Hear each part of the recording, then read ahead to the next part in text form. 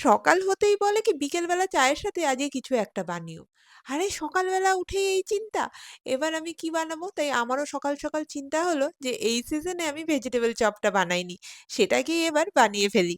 গত বছরও বানিয়েছিলাম, গত বছরও এর ভিডিও দিয়েছিলাম। জিরে, ধনে, মৌরি আর তেজপাতা, শুকনো লঙ্কার সাথে কটা গোলমরিচ ড্রাই রোস্ট করে গুঁড়ো করে নিয়েছি। এইদিকে গাজর আর বিটটাকে এরকম গ্রেটারে গ্রেট করে রেখে দিয়েছি। গ্রেট করে নিলে তাড়াতাড়ি সেদ্ধটা হয়ে যাবে। কুচিয়েও নেওয়া যেতে পারে। এবার সবকিছু হয়ে গেলে পরে একটা কড়াইয়ের মধ্যে ২ চামচ তেল দিয়েছি। তার মধ্যে দিয়ে দিচ্ছি ৫ ফোড়ন আর আদা কাঁচা লঙ্কা। একটু নাড়াচাড়া করেই এই বিট গাজরটা দিয়ে দিয়েছি সামান্য নুন দিয়ে। তারপর মটরশুঁটিটা দিয়ে মিনিট ৫ এভাবেই সেদ্ধ হতে রেখে দিয়েছি। তারপরে দিয়ে দিয়েছি সেদ্ধ করে রাখা একটা গোটা আলু।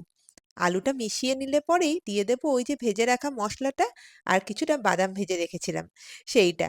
নামানোর আগে ধনেপাতা কুচি আর আমচুর পাউডার দিয়েছি।